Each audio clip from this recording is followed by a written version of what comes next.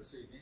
This is the second go at this subject of dementia, and it was standing room only at the last one.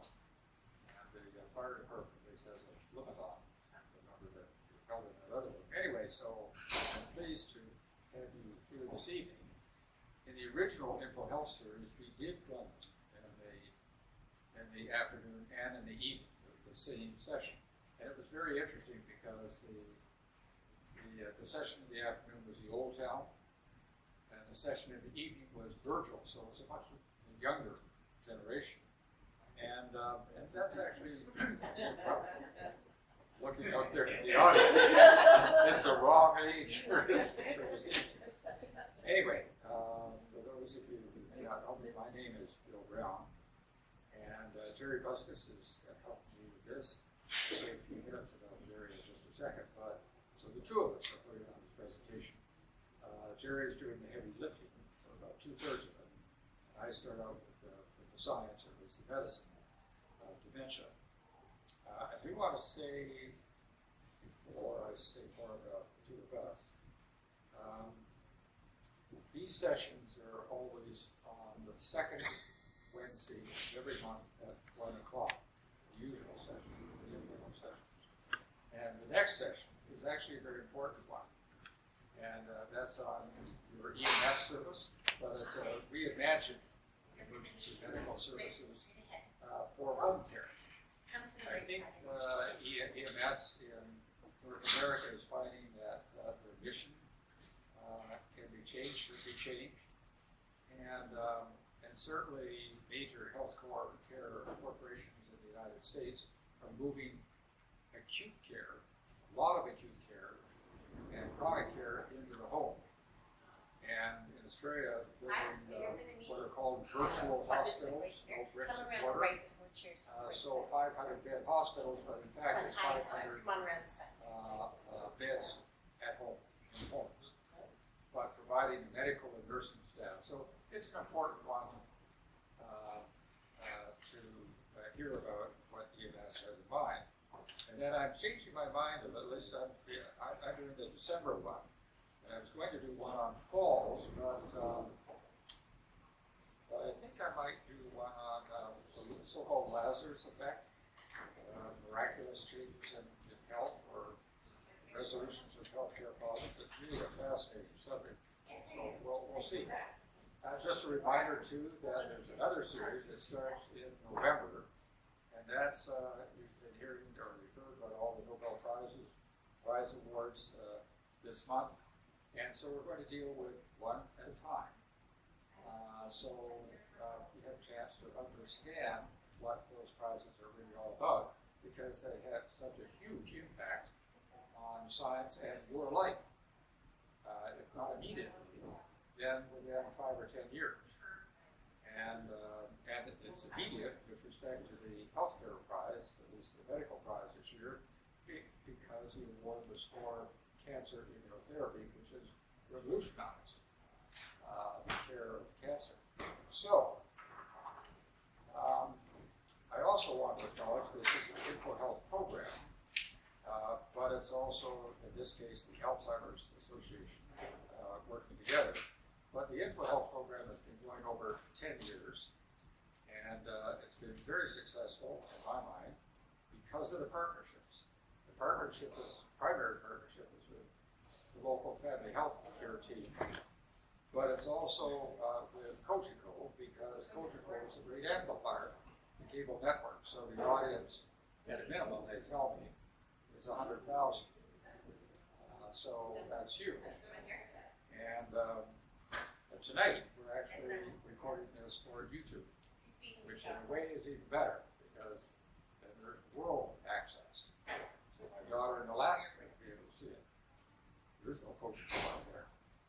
And so and then the partnership that you haven't seen so far for the last year, but it's the partnership with the McMaster University Medical School in the Niagara area. So that kicks in with the Dean of Medicine in the region, Amanda Bell, in January, and then so you'll be seeing young, bright faces after that. So, Just a word about Gerry Bucsis.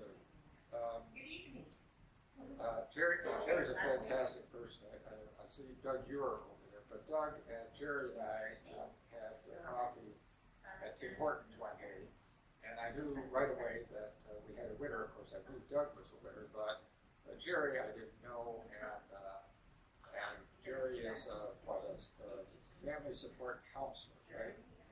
But she has a master's degree in education and a lot of experience in dealing with dementia and not just Alzheimer's disease. And she's a very warm heart and a lot of energy. So that's a huge plus. For my, and as I said, Gerry's carrying 2/3 of this program later, both as a caregiver with caregiving experience, but also about the services that are available in the community. So that's very, very important. And frankly, she didn't have enough time. In fact, I stopped by here. Soon she'll have more time. So, let's begin. I'm just going to cover a few things. By the way, one of the reasons why we concentrated on caregivers for this program and community resources is the very depressing fact that after billions of dollars, we're back to square one for effective treatment of Alzheimer's disease. And the reason for that is the science community, the medical community, really concentrated on one phenomenon in the disease, and that is the accumulation of beta amyloid and to a lesser extent tau. These are proteins in the brain that you can see with special scanning techniques 2 or 3 decades before the first symptoms. And if you look at the pathology of the disease, they're certainly very, very obvious. And with respect to the tau, with neurofibrillary tangles, they begin exactly where you would expect them to begin, in the medial temporal lobe where memory and the hippocampus is, right? So it all seemed to make a lot of sense, and so several pharmaceutical companies began developing drugs to either prevent the buildup of these proteins or to speed their egress from the brain. And that made sense, and in fact, as it turns out, with the several clinical trials that have been done so far, they do as advertised. They get rid of the amyloid in the brain and do a remarkably good job of it, particularly at the higher doses. What they don't do in the large clinical trial is they don't slow the progression of the disease or significantly change the cognitive changes in the disease. Now, there are 2 possibilities here. One, the hypothesis, the central hypothesis underlying the development of these drugs is wrong. And a lot of people are very concerned about that right now because it takes about 10 years from idea to a marketed drug. So it's either wrong, and that would be very, very depressing, or it's right, but we're treating people much too late. And all of these trials have been based on treating patients with mild cognitive impairment, kind of a pre-Alzheimer's state, and people with early Alzheimer's disease. And there's a lot of sense in thinking that we're catching people too late because it isn't just Alzheimer's disease. It's motor neuron disease, it's Huntington's disease, it's any of these nasty neurodegenerative diseases have a track record of their development over 2 or 3 or more decades. And in fact, if it's Huntington's disease, a genetically transmitted disease, that began at the germ cell level, and you've been carrying it with you, the seeds of your own brain destruction, your whole life. So if you really want to do something about a disease like that, you have to intervene much earlier. Hence the interest in the United States in autosomal dominantly transmitted Alzheimer's disease, where you know if you carry the gene, you will 100% get the disease. So you now have the perfect marker. Now, treat those people in their 30s or 40s with one of these drugs, presumably long before there's been much loss of nerve cells and, more importantly, connections with critical networks in the brain. So we're in this uncomfortable state right now. So that's the reason why we're concentrating on what we're doing today. Now, this is a simplified picture of a normal brain and an Alzheimer brain. And a hallmark of an Alzheimer brain is right here. It's that this is the temporal lobe here. The hippocampus is normally a really robust structure. That's a key structure in laying down memories, consolidating memories, and retrieving memories. And also location. Many of the cells that provide almost a GPS fix for us are in this temporal lobe. So these are place and grid cells, so it's no surprise that patients lose their way. But they're in the temporal lobe. So all this atrophy in the temporal lobe, but we tend to forget it's a more general disease. And it's obvious that there's been shrinkage elsewhere. These ventricles get larger, not because there's pressure pushing them out, but because the brain is shrinking and losing weight and mass and cells and connections. So that's kind of a cartoon-like simplification of things. Now, I like this slide because there are several times in medicine artists have given us an insight into actually how they see the world. And this was a person, an artist, a pretty good artist. This is his self-portrait before he developed symptomatic Alzheimer's disease. This is within, say, 2 to 3 years after the earliest symptoms. And what do you notice? Well, he looks frightened. He looks maybe a little bit bewildered. But you also see the palette changing. It's becoming more simple or simpler. And then look at the one kind of a year and a half after that. It's sad. This is the person's world view. This is their view of themselves. That's how they see themselves, how he saw himself. That's a very important thing because we lose sight of that. We judge people or make sense of people by our own senses. But it's hard to live in the skin of the person with the disease and develop that sense. Well, how did they feel? What did they see? What's their world look like? And then some of the maybe bizarre and odd behavior sometimes seems a lot more plausible. Seems to make a lot more sense for them. And so I think that's, and then the palette's really gone here, and the face almost, well, there's the last one with eyes. So, and I think that was a 6-7 year mark out there. So, anyway, it's a good illustration of the phenomenon. These are these PET scans, and so they show the accumulation of that red stuff, and some of the yellow there, the accumulation of the amyloid. That's an obligation. We have to have a scan like that for almost all clinical trials of Alzheimer's disease now, just for entry into the study. So that involves a CAT scan, ultraviolet emission tomography study. It has a ligand to the isotope that latches on to the amyloid over the top. And so you can actually see it in the brain. But here's something that's very important. The other thing is, how do we know that some of those patients that were considered to be Alzheimer's disease, were they? Or were they a mix of Alzheimer's disease and vascular disease?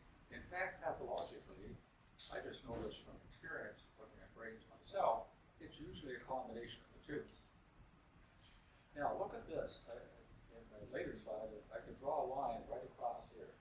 This is the prevalence of small strokes, small little strokes, like the end of the end. Here. One or more of them. So, up to 70, 5 or 10% of patients have one or more of these little strokes, most of them silent. And it's a little white matter change. But look what happens. Look at the threshold at 78 and 79. Gee, it's almost a quarter, 10 to 24%. These are asymptomatic people. These are not patients. These are not patients with dementia. Okay?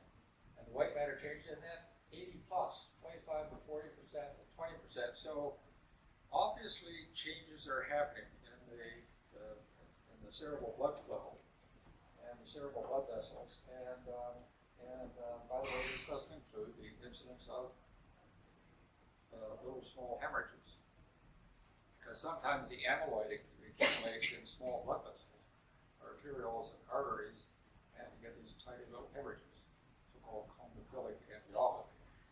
So that's another thing. So it's really no drug for Alzheimer's disease is going to change this. But this does respond, right, to proper management of hypertension and abnormal lipid profiles. So this is at least partially preventable, unlike the other. So there is a treatable component to dementia in late life. Now, I just put this up because this is not common. This is somebody with a modestly sized brain tumor at the base of the brain. Actually, this is a benign tumor. It's sitting at here are the two eyes, the optic nerve on both sides. These are the muscles that move your eyes around in here. And there's this tumor sitting at the base of the brain and involving both lobes. I can tell you this person very unlikely had any symptoms. They might have had some problem with smell because the olfactory nerves lie just in here. And so if brain tumors enlarge anything in the brain, if it happens slowly, people accommodate very, very well. If it happens suddenly, if something like that sprung up, a hemorrhage or a nasty glioblastoma multiforme, you'd sure know it, and there'd be a major deficit. But this happened very, very, very gradually. Now, there are these. This is just an illustration, a summary of this last trial that was negative. And this is a typical kind of phase 2 trial. Phase 2 trial is they're really trying to sort out the dose level and whether, in fact, there is any effect or not. So it's a relatively circumscribed kind of, let's see if it does anything. And then you get this very optimistic amyloid was cleared in 80% of the participants over a year and a half. That seems a short period. And then this mental decline slowed by 30%. Thinking skills declined. Here's a big flag. The study was entirely run by the drug companies. And there was no outside review.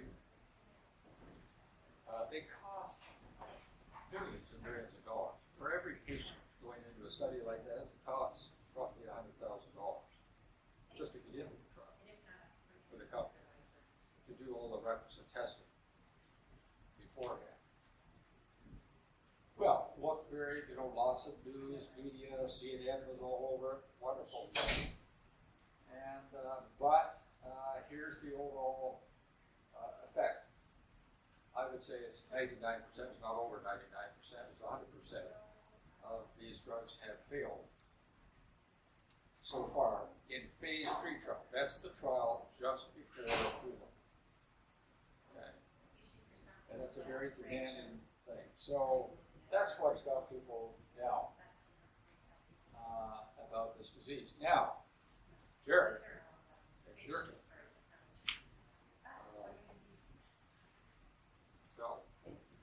All right. Well, I could have said more. Maybe I will. Well, I think I'm going to start out before we get into the Alzheimer's Society information to give you just a little information about caregiving, because In my family, there's been dementia a lot. I remember when I was younger, my great uncle Bruce, who everybody just called Crazy Uncle Bruce, because he didn't know who anybody was, and he would just kind of wander up and down the road around the farm. And now I know what was wrong with Bruce. My dad actually was diagnosed with Parkinson's dementia, which I think today would probably have been really funny, because at that particular time the Lewy body was just not really well known at the time. Had hallucinations and had a lot of motor skill difficulties. My mom had mixed dementia with vascular dementia from her diabetes and lupus combined. And my brother, who is now 55, has young onset Alzheimer's. And so I've been maybe not a in the house caregiver, because my sister, who's an angel in my eyes, was the main caregiver for our parents as well as now for our brother. And so being a long distance caregiver is a little bit different, because I can remove myself from the day-to-day behavior issues and the memory troubles that caregivers who are living with someone have most of the time. And I've always said that the memory problems in dementia is just a small part of the illness. It's the behavior troubles that crop up that are much more difficult to deal with, and that's where I step in with Alzheimer's. Just going to give you a couple of little stories here. I'm thinking of my brother.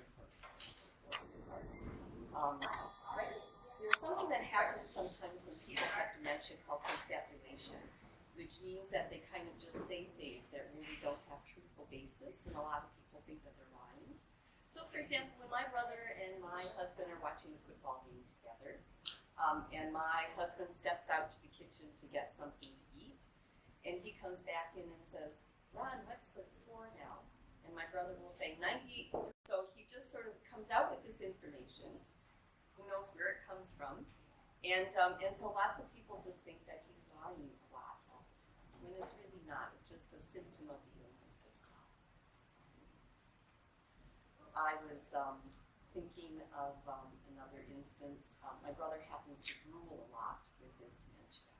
And a lot of people, when I remember standing in a grocery store line with him, where he's just having saliva come down his face, and a lady behind him saying to her friend, "Why is she drinking all of this?" And it's like, "Excuse me, what did you just say?" And it's really, really hard not to get offended, because they just don't know. Most people just don't know about the symptoms of the illness. And so I always say, when I'm meeting with caregivers, and just the public in general, just have some kindness. Like, it's very difficult being a caregiver.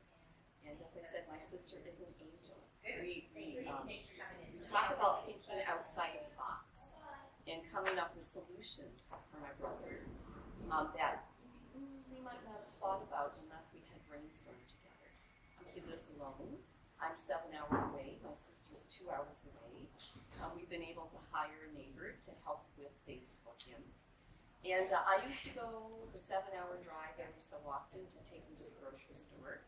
My sister would take him to shops, which take her most of the day to drive the 2 hours, take her shopping, go back home, put everything away. Then we found out that you can buy groceries online and have them deliver at the store. The neighbor that we hired takes them over, picks them up, texts the store that they're there, they put them in the trunk, and it saves both my sister and I huge amounts of time. But we know that he's well taken care of. So I always say, think outside the box. If we can't think of something that is your normal way of doing things, come up with something else. So caregiving is not easy. There's a lot of guilt involved in caregiving. A lot of making promises we might not be able to keep, and it's very difficult sometimes. But there's also a lot of joy in things. Like my brother can be lots of fun. Pretty trying. But can also be lots of fun. So I always, try and say, what used to be normal, now you have an abnormal that becomes your new normal. And we're always talking about the new normal. And it's amazing what you can get used to with a little desensitizing and help and support. And so I know for all of you that are caregivers who might be caregivers down the road, it's just you got to reach out for the help sometimes and get a little direction, a little support, and a little education. And it can go a long way with making it more available for a lot more. So I'm going to talk now about the Alzheimer's Society. The Alzheimer's Society of the Niagara Region, we cover the whole Niagara region. So we're from Niagara on the Lake, St. Catharines, down to Wainfleet and Port Colborne. We're from Fort Erie all the way over to Caister Center and Caisterville, and then from Niagara Falls over to Grimsby. So we have a huge geographical area that we try to cover, and it's not easy sometimes, for sure. We have a staff of about 32 people right now. I actually counted that on our general meeting website to make sure. Most of those full-time people, we do have a few part-time people. We actually have two divisions at our agency. One is the Alzheimer's Society, which is the part of the agency that provides the programs and the services. And then we have the foundation. And the foundation is critical to us because they're our fundraising arm of the agency. They're the ones that help us get money to keep doing what we're doing. Last year, for example, in 2017, our operating budget was a little over $1.9 million. And the local health integration network, which is the Ministry of Health, funnels money down through these different LINs throughout the province, and our local LIN actually provides about just under $1.4 million for us. So as you can see, there's a lot of difference between the $1.9 million that we need to operate and the $1.4 million that we get. So our foundation is really very helpful for us in fundraising. We have our huge coffee break, which runs through September and December, from September to December, where different companies and agencies in the area will have a day where they provide coffee and goodies and whatever donations come in, and that's really one of our large fundraising events. Coming up in January, we have our Walk for Memories, which is again held at Brock University, and we kind of walk inside and people raise pledges, and we have all kinds of we have penny sales and auctions. We have just a really lot of great things going on. Have a lot of third-party donations with things. There's a ball hockey tournament. There is actually there's a dinner dance by the firemen coming up on I think it's the 19th. I think it's this Friday, and I have some information over there. So but I want to let you all know we don't solicit funds personally from people. Like, you would never get anything from our agency asking you for money. We just don't believe in that. We don't give donors or clients' names and phone numbers out to any other agencies that might be soliciting. If, for example, you do receive something in the mail from the Alzheimer's Society asking for funds, it's probably from the Alzheimer's Canada or Alzheimer's Ontario, who probably got your name from another organization that you might donate to. So you can be guaranteed it didn't come from us. As I said, we don't solicit money. So let me see. We're a voluntary agency. In order for me to come to your house, you have to want me there. And so it's totally voluntary. In saying that, it is, I do find lots of times a lot of people who have different dementias might not want me there. However, the caregivers do. And so we often will see caregivers without having seen the person that has the memory issues, just depending on the situation. Because we always feel that we can still give a lot of help to the caregivers even if we're not able to see or visit with the person who has the memory issues.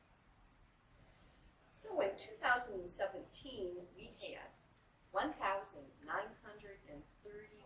requests for service at our agency. That comes out to about 161 new referrals or requests for service every month. And in order to deal with that, we have two what are called first link, and that would be sort of what you see there. Our two first link counselors are the people who take referrals for our office. And we get referrals from all different places. We get self-referrals, people who have memory problems or think they have memory problems. People call us and ask us how we can help when we got available. We got lots of calls from caregivers who are looking for ways of dealing with what's going on and the changes that are happening at the house. We get referrals from family doctors. We get referrals from the wonderful memory clinics. There are quite a few memory clinics now across Niagara who have been trained to actually assess and diagnose memory trouble. And we'll get referrals from those memory clinics. We get referrals from geriatricians. There is a geriatric assessment program at the Niagara Falls Hospital. We get a lot of referrals from them, from hospitals, and we get referrals from other community services or agencies. So lots of different ways that we get referrals. Okay, so I'm going to talk about some of the programs that we offer. Connections First is a new sort of programming that we have for people who are experiencing memory problems, cognitive changes, and their care partners. We invite them to come and have information sessions about what we offer at the Alzheimer Society and what's in the community for us. Kind of like the starting point of getting to feel comfortable about dealing with the agency and just getting an idea of what's out there. Family support and counseling, that's what I do. So at the agency, we have 8 family support counselors, and each of us cover a specific geographical area in the region. For example, I'm the one who makes visits in Niagara Lake, Virgil, St. David's. I also have a few people I see in North Niagara Falls, and then also a few people in St. Catharines. And the family support counselors, what do we do? Little bit of everything. Again, we make visits to people's homes, which is kind of unique for Alzheimer's societies. Some of the societies I found out up north do home visits because of the geographical distance between people and offices. But in Toronto, for example, and in Hamilton, you might get a home visit maybe once, but from then on, if you want services, you have to go to their offices. Here, we sort of come to see you. For me, I get a much better idea of what's going on and how I can help if I'm actually in someone's home, where someone's feeling comfortable and feeling open to talk to me about things. So I find that that's really an important part of what we do. So we have 8 family counselors.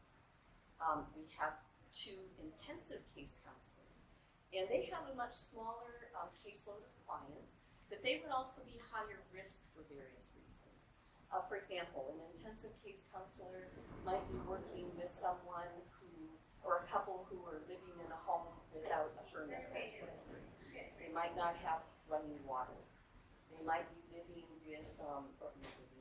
working with a person who's living in a boarding house and not having family around to help them to be supported through this.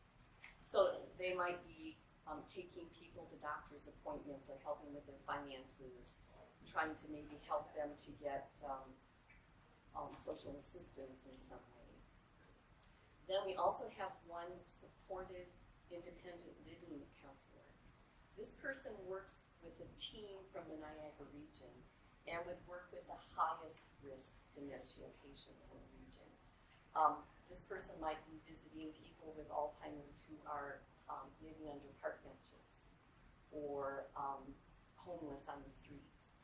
They might be working with someone who is suffering from different dementia and living in a hotel room, for example, with no supports, no doctor, no family doctor. And so those are kind of like the 3 levels of support services that we offer: family support counselors, the intensive case counselors, and then the supportive independent living.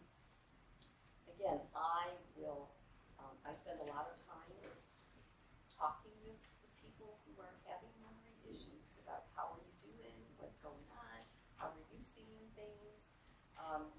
I work with the caregivers in looking at strategies of how to deal with some of the behavior issues, try and make sure they know they're doing a really good job, even though they might not think they're doing a good job. We also look at long-term care planning, because sometimes that becomes necessary, and I help people kind of negotiate through that. I look at referring to different agencies and different programs that are going on. So it's kind of a mixed bag of what I do, just depending on the situation. I do see a lot of caregivers, for example, who are children living here, but whose parents might be living in Ottawa, for example, and they're having to be, again, like myself, a long-distance caregiver, and not quite sure how to kind of manage what's going on with things. So we kind of have just a wide range of things that we do that we can help with. At the Society, we also have caregiver support groups. I happen to run the group in Welland, and this is where caregivers, whether it's spouses or children or grandchildren or anybody, neighbors, friends, can come in a safe environment and talk about how they're feeling and how they're dealing with things. We talk about different strategies to do, self-care for caregivers, and how to look after yourself, because if you don't look after yourself as a caregiver, you're not going to be much good looking after the person who has the memory issues. So we really, really strive to make sure that people think about themselves and what they can do to make sure that they're managing their stress levels. Early stage programs. We have an early stage coordinator, and there are a few programs that we have for people that are at the early stages of a dementia or memory trouble.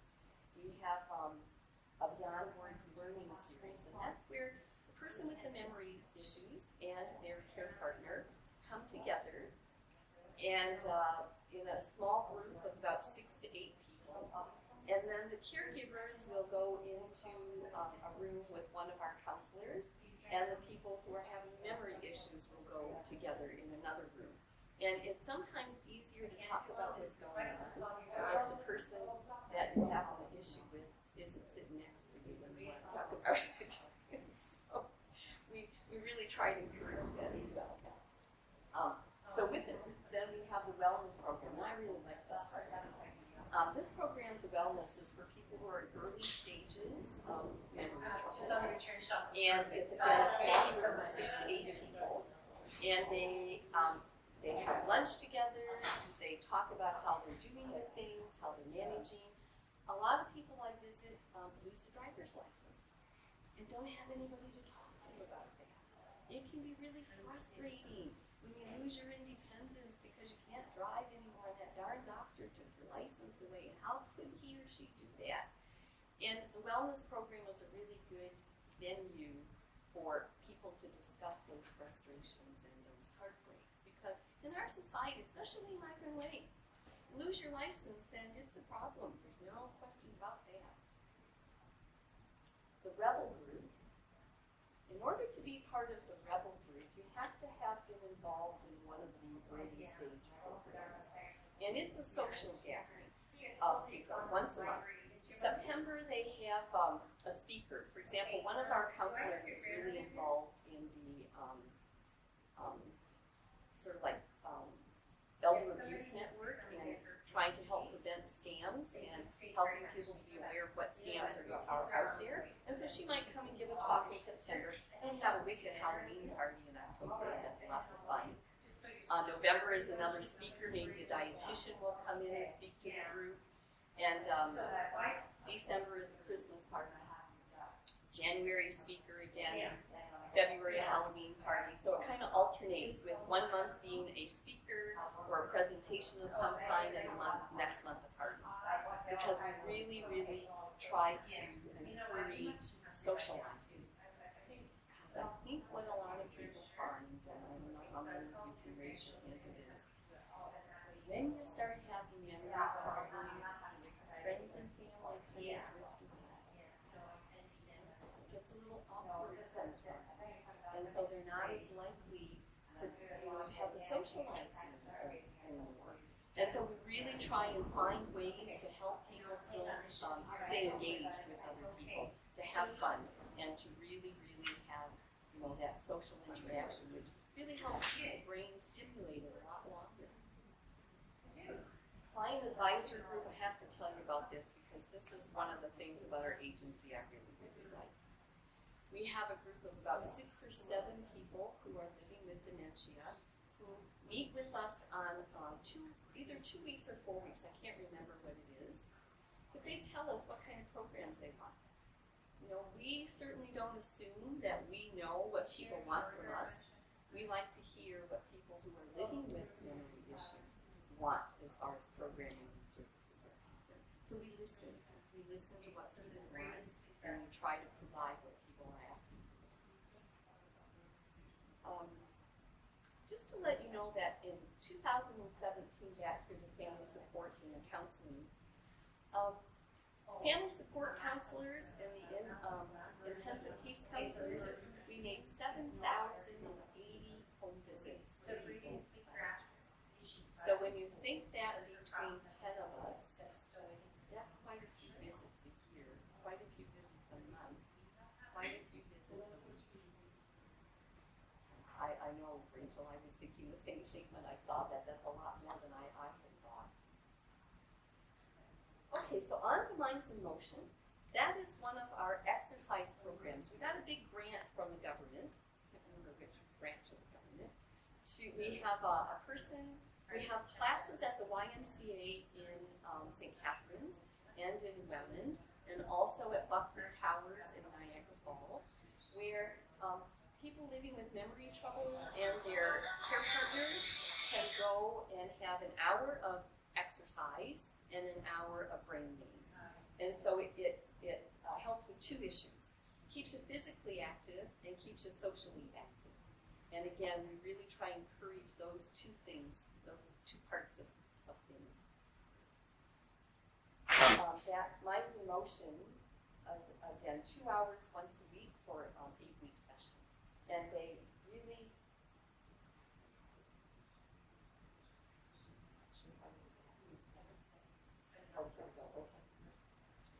Brainwave cafes. We have brainwave cafes in Port Colborne, in Welland, St. Catharines, Fort Erie, Grimsby. And what this is again, another social place, an informal gathering for people to meet on a regular basis, so that people who are having cognitive changes and their care partners can go and have a safe place to have socializing. Because everybody else that's there is going to have the same issues that you've got. They have brain games, they have music, sometimes there's dancing, sometimes they have Christmas in July. I think there's a big Christmas party coming up at one of the brainwaves in December. We get lots of positive feedback about the brainwave cafes. We do have a friendly visitor program for our clients, and these are volunteers who have gone through a special training program.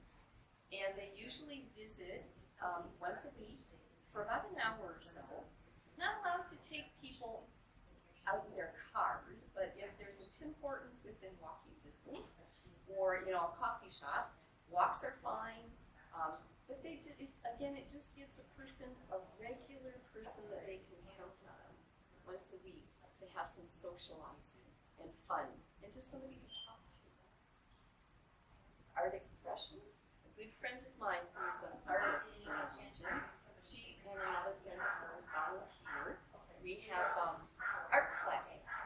And no experience needed. If you've never held a paintbrush before in your life, it doesn't matter.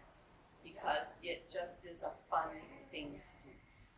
What I like about this is that the artist Lori, she's very visually oriented with lots of bright colors.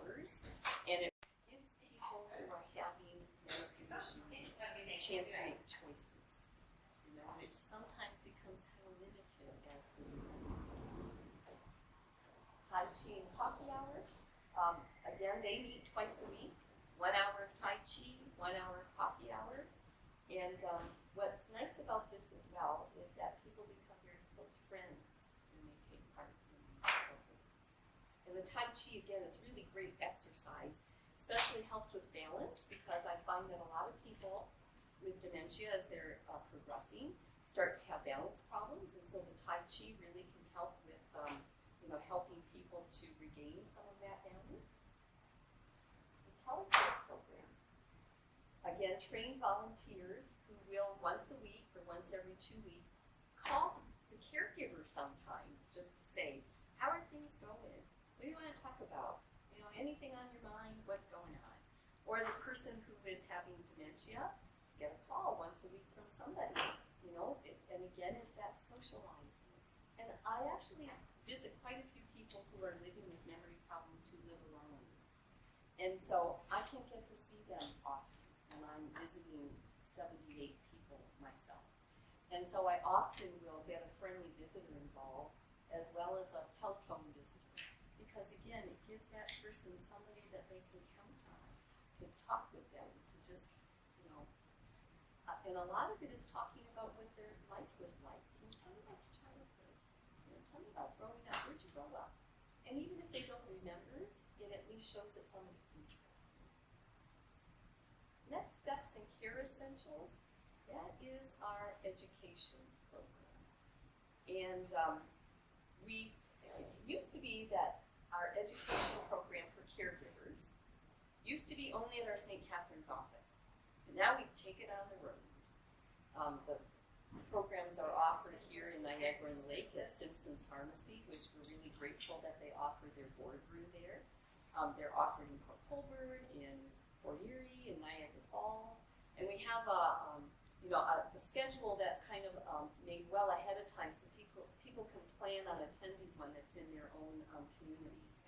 And this is nice because it's 2 hours once a week for 4 weeks. And I know it's kind of a brief, in-depth, kind of overwhelming sometimes, but at least it's a good starting point for caregivers, to take the next step in care essentials.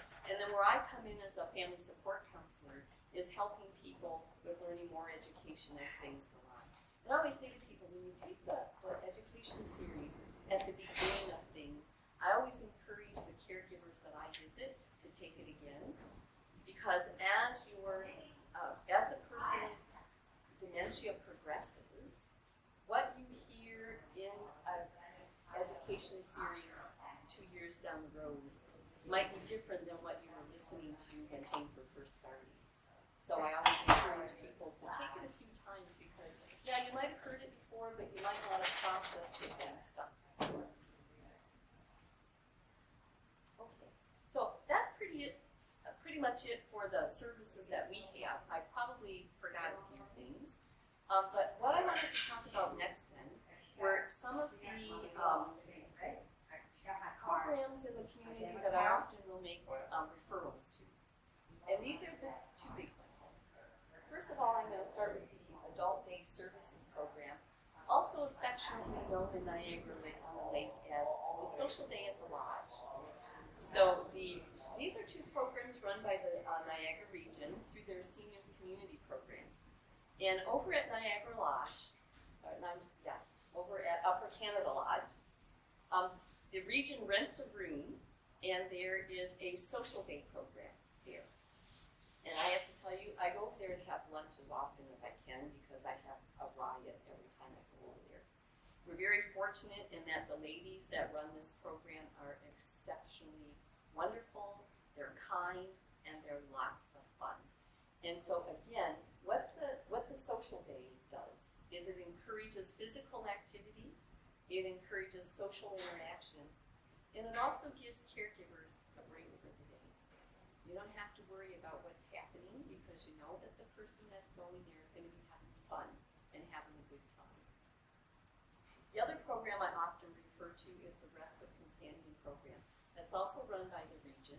And what this is that they have trained they're actually paid companions, and the families pay $6.50 an hour, and the region supplements that to the minimum wage now at $15 an hour. So the respite companions make about $15 an hour, and what they'll do is they'll go in for a minimum of 3 hours at once, so like one afternoon for 3 hours once a week would be the minimum, and sometimes you can get up to 20 hours a week.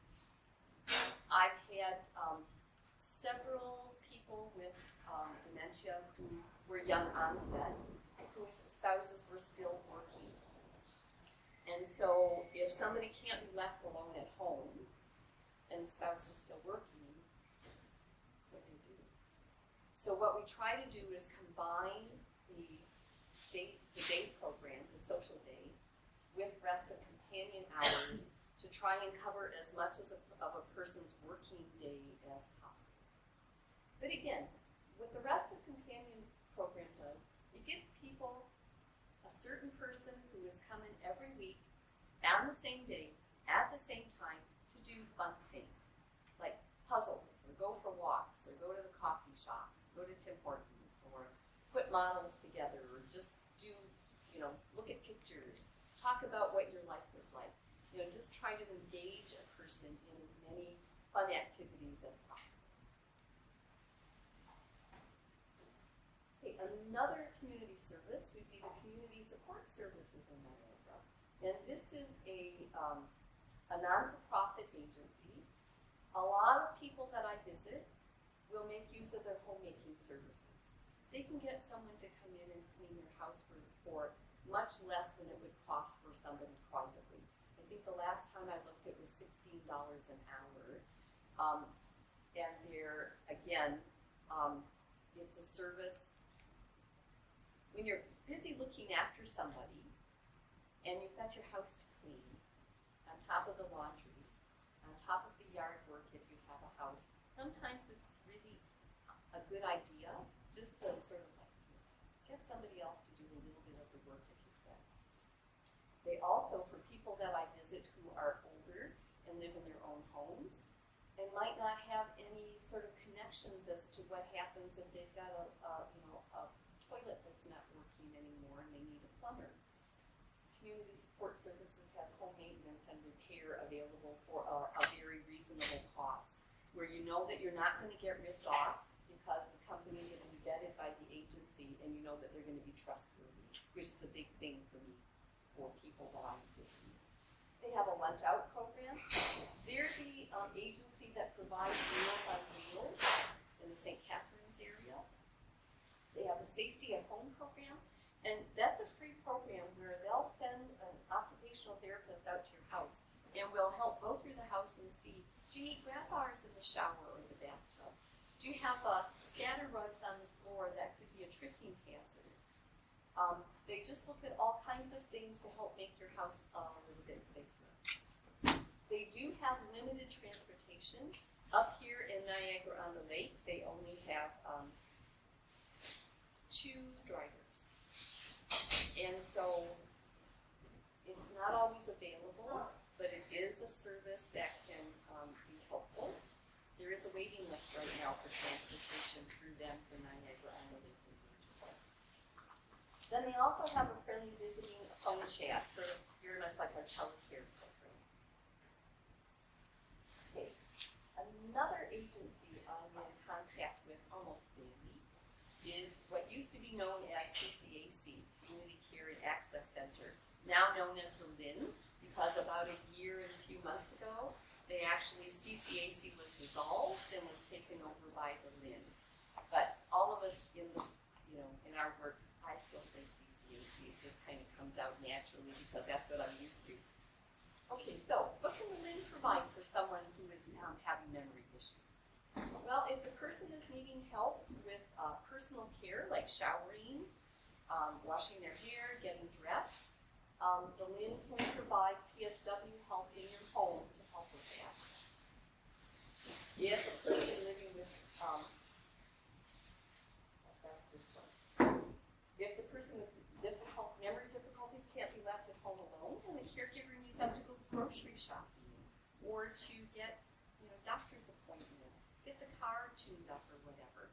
They can help by providing respite care, meaning that they'll send a PSW over to your house to sit in, talk with, play games with, engage the person who's having memory problems in socializing, so that the caregivers can get out and get some of those things that are necessary if you're not able to do it.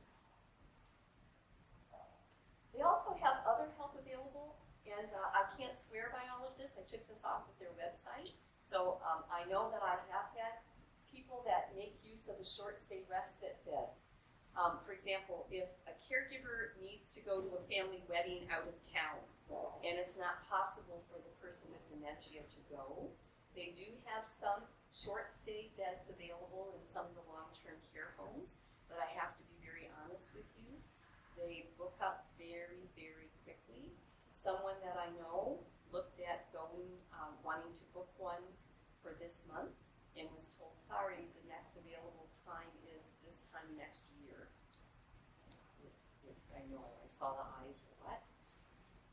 Short stay respite beds are available 90 days a year, 60 days at one particular time. Most people I visit, what they look at are long weekends or over a holiday weekend. But again, I really advise people that I'm visiting, if this is something you want to to take advantage of, you need to jump on it as soon as you can, because they do book up really quickly. There's more need for the service than there is availability of the service right now.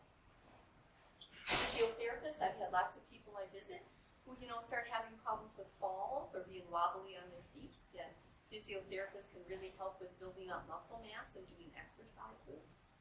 Occupational therapists, again, will come out and help with looking at whether a person would benefit from a walker, or looking at the shower grab bars and different aspects in the home again. I have had people who have had nurses come in for various reasons from Berlin, as well as wound care.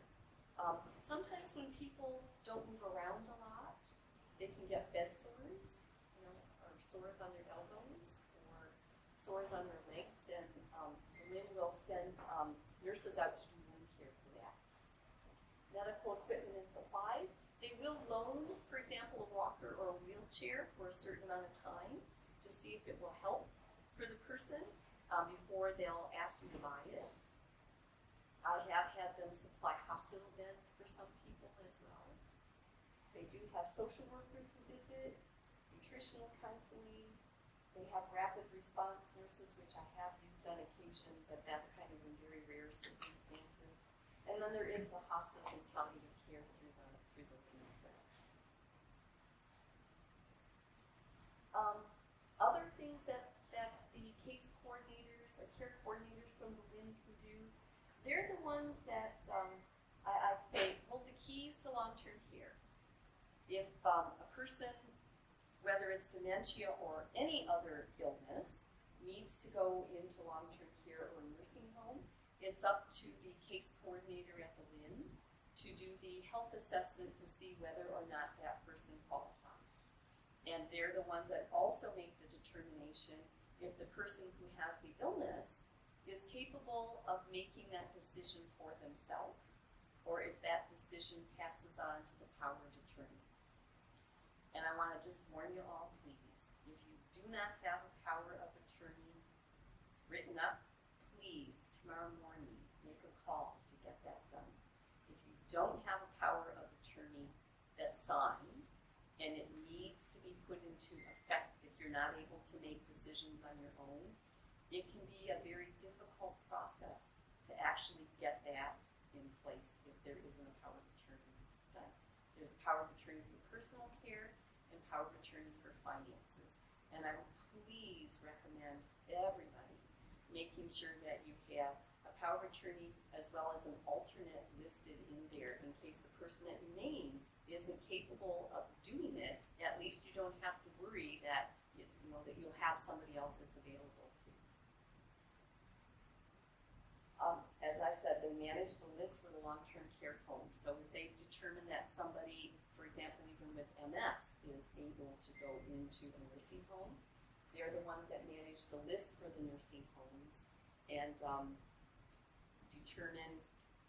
family determines which nursing homes they choose, but it's CCAC that, they're the ones that are in charge of looking at who's next up on the list and who gets the phone call. Wait times for long-term care vary from a few weeks to several years, depending on the homes that a family chooses, and whether a basic room, a semi-private room, or a private room is what a family is looking for. Right now, there's a big crisis with long-term care. A lot of people are needing to go on a crisis list before they're actually able to get into a long-term care home. And the other thing that I often will give to caregivers is the telehealth number. It's free, confidential phone service. If you're stressed out and it's 3 o'clock in the morning, you're not going to get me. But you might be able to get a kind nurse on telehealth that can at least calm you down and walk you through some things that you might try. So, other than that, I can't think of much else. I'm sure I missed things and talked through a lot, but, I really do encourage people, though, if you yourself are thinking that you're experiencing some memory issues and you don't know what to do or where to go, give us a call. If you're worried about a family member, and notice I don't always say loved ones because they're not always loved, but if you have a family member you're worried about and don't know what to do, call us. We can help. I just think that the more information you have, the more education you have, and the more you know what's out there, the easier the journey can be. And we're here to help you through the journey. So, but thank you for coming tonight. I really do appreciate everybody coming.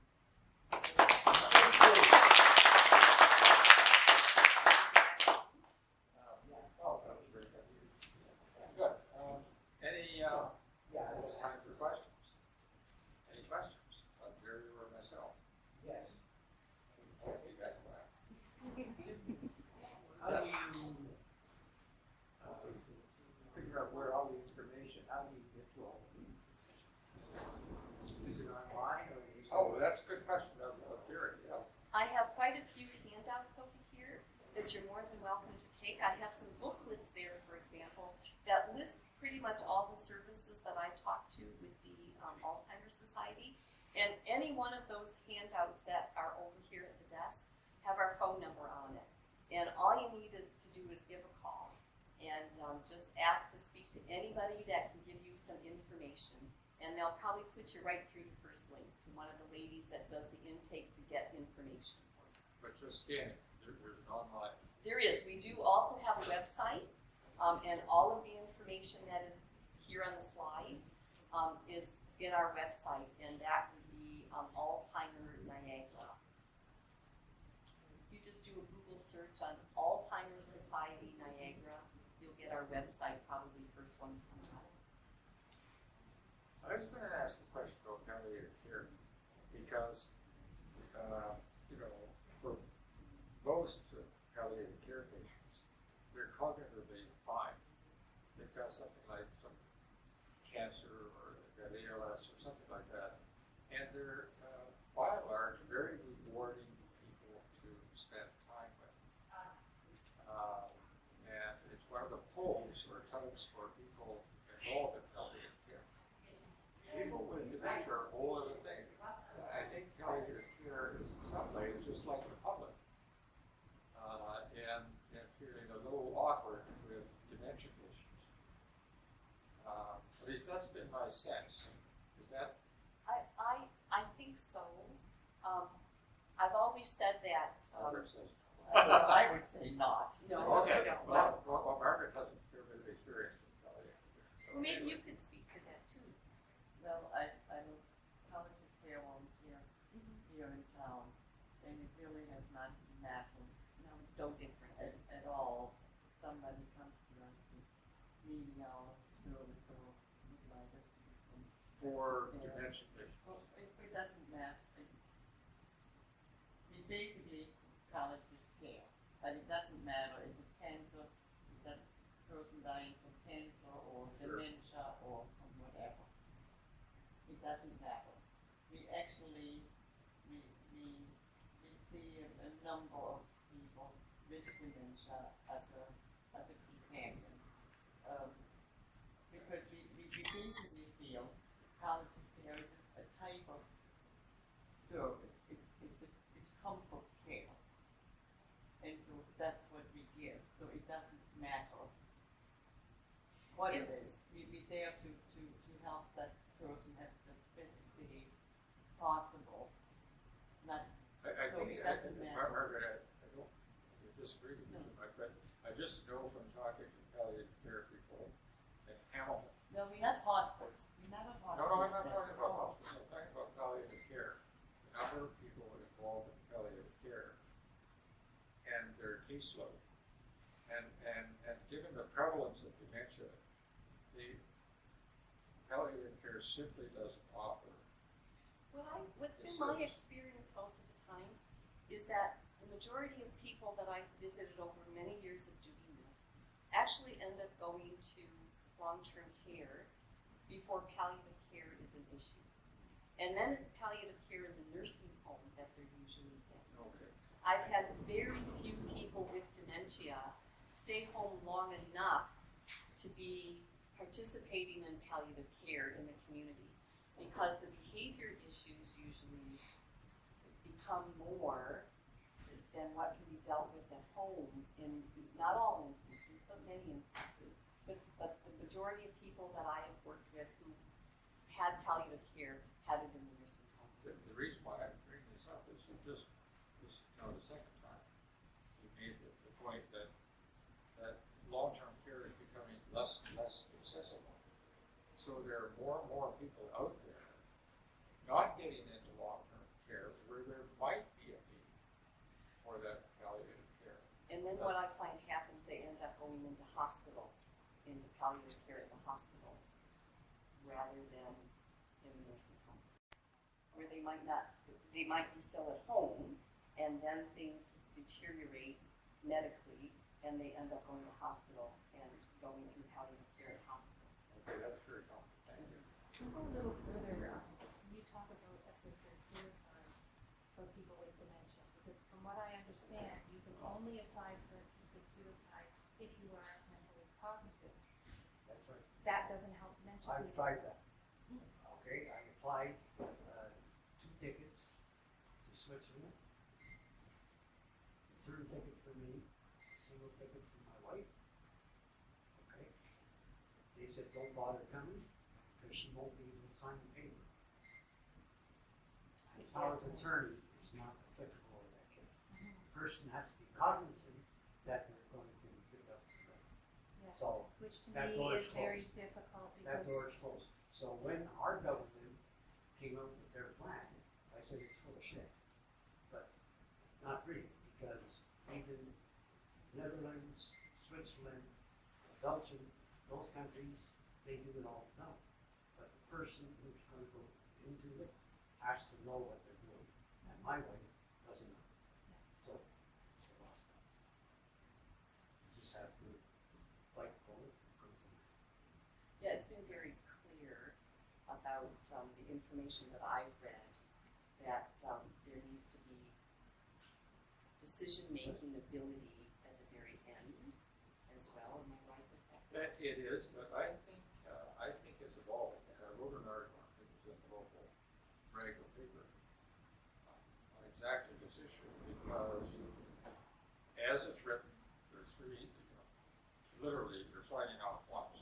One, the application, 2 examiners, actually 4 times at the very end. They have to be compos mentis for all of those, but I think the Supreme Court would be very conservative. But my sense from talking to physicians in southwestern Ontario that who have been very reluctant to be part of the program even as it is, I think things are changing. Yes. And I think there's a growing awareness that some people at least who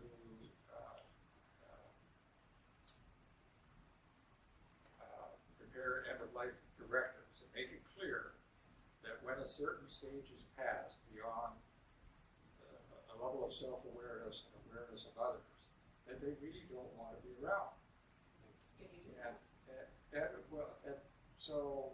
But saying when that time is a really tricky business. I think most of us in the situation where, when we're in that situation, I'm now speaking personally for members of the family,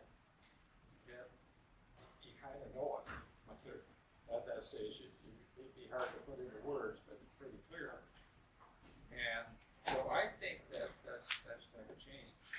But it's a trick, it's a so-called slippery slope. And it's one of the issues that's coming up in the pediatric age group with children with really devastating problems, and they are of a certain age and they know where this is going, especially with the brain. So I know that's under discussion right now. Whether it should go forward is a whole other issue. I have my own personal views. I should have added, when that happened, went back to the lawyer. Yeah. And we changed our normal treatment. Yeah. For help. Okay. No resuscitation is quite normal. Okay. We added no treatment. Yeah, but the catch is the person has to be aware. Yeah. You can fill out all those forms you want and tick off the boxes.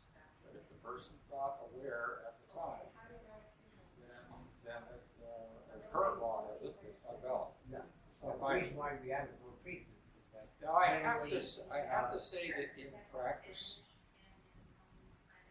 it does. Yes.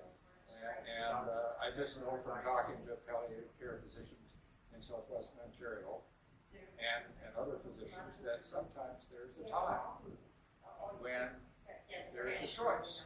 And the choice is not so much assisted suicide as simply comfort measures and withdrawing treatment, supportive treatment. And I know that two of us did a survey of the local physicians, all 10. And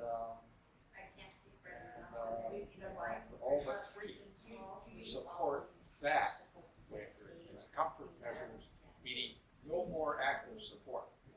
And I think, I'm speaking personally, I think that makes a lot of sense. Because medicine got us into a lot of this trouble in the first place by unnecessarily, in many cases, prolonging life, and because you can, you do. And that's not always a wise. In my particular case, my weight is first. Yeah, but So, but you get wounds, which is another way well, there's a slide here I don't have, but I do. Anyway, outlining what actually happens in the last year or two. And there's so many exit ramps there that in years past has easily taken. You simply don't put the person on antibiotics. You don't treat every fever or infection that comes up.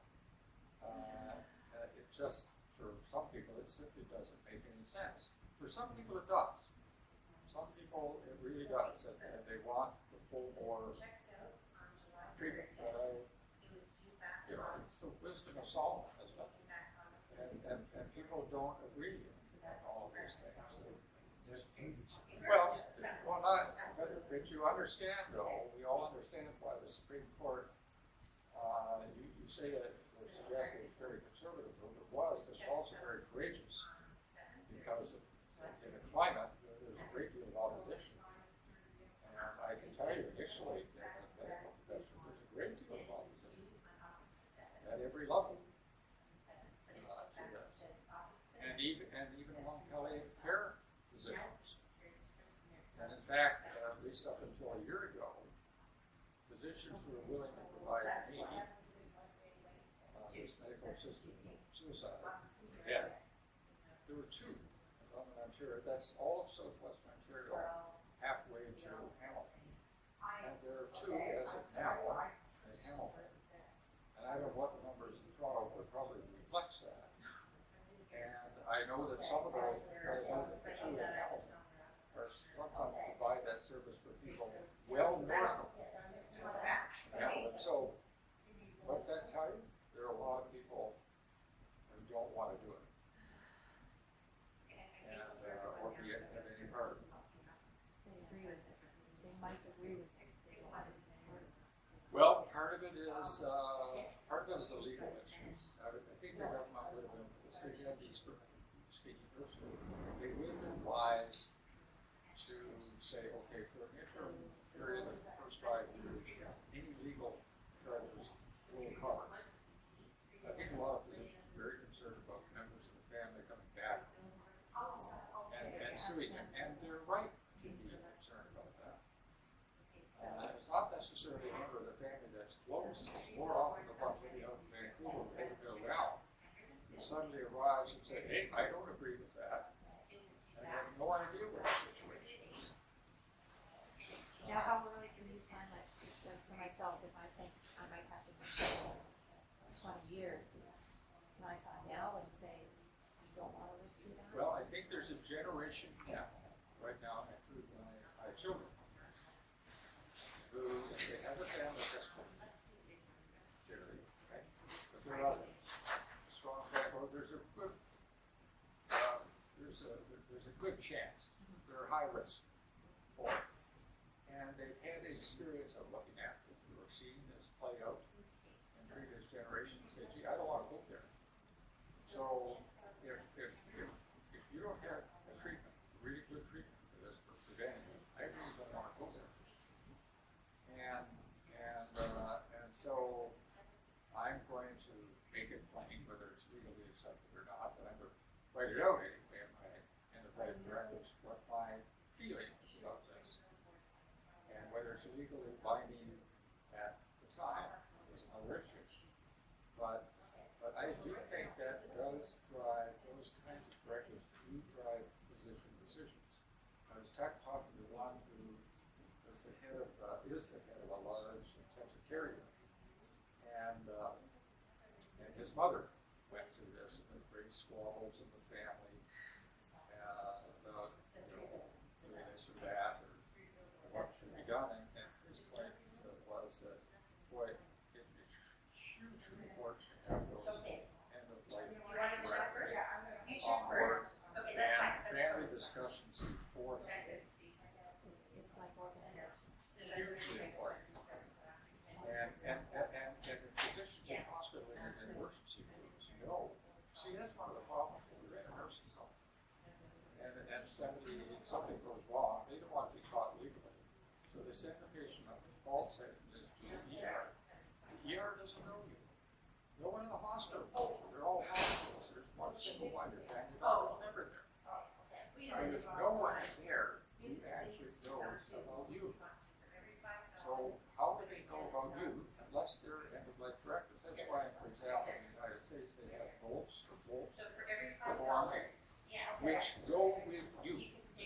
They are inside the front door in a nice orange color so everyone can see it. And they go with you because there's no one else to speak for you. But there should be directives like there are for organ donation.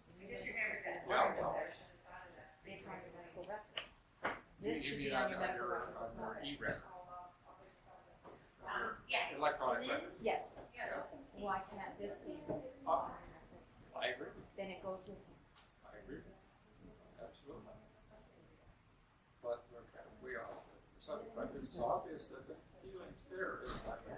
Yeah, so, Well, and I think it brings to mind to me too that powers of attorney don't, as a power of attorney, doesn't give you free rein to do anything for the person.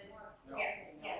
Just like, for example, many people that I visit who are young onset, might be in their 50s or 60s, who have RSPs, but are not old enough to convert their RSPs to RIPs.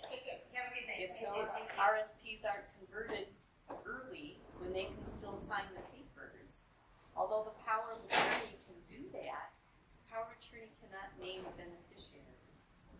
And so then the RIPs would roll over to the estate rather than to the spouse.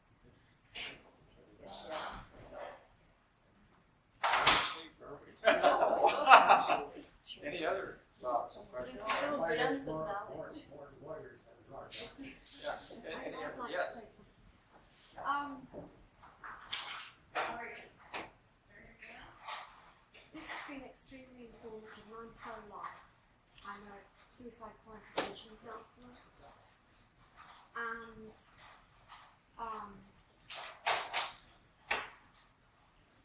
I just need to say this.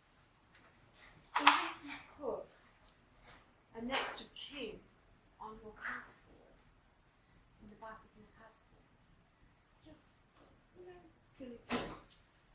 You have to be very aware of that as a mature adult at any age, because that can give a person the power to cause someone that's a normal adult with no problems looking after himself or herself severe legal issues along the way. In other words, you mentioned power of attorney.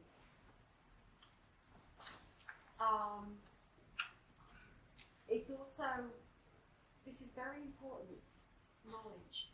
People that come from family abuse, let's say, who don't want people to make decisions for them. I'm just talking about regular day-to-day living.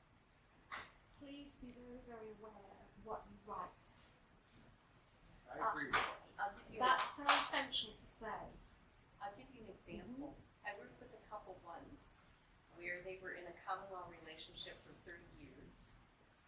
The gentleman had dementia and became very ill and in hospital, but had a power of attorney from 40 years before with his wife, who was still legally his wife. They had never divorced. Hadn't seen her in 40 years, had been living with the lady for 30 years, and the decisions about him went to his legal wife that he hadn't seen in 40 years, and the lady that was truly his partner for 30 years had no say in what happened with him because he didn't get his power of attorney changed. And so those are the sorts of things that you really need to watch. And it's become a more complex world. I remember just anecdotally, but it does put up with one person who was dying with AIDS, the age when he died with AIDS. Right? And he had a partner, and the partner showed up every day, was there, both had to boot him out a few hours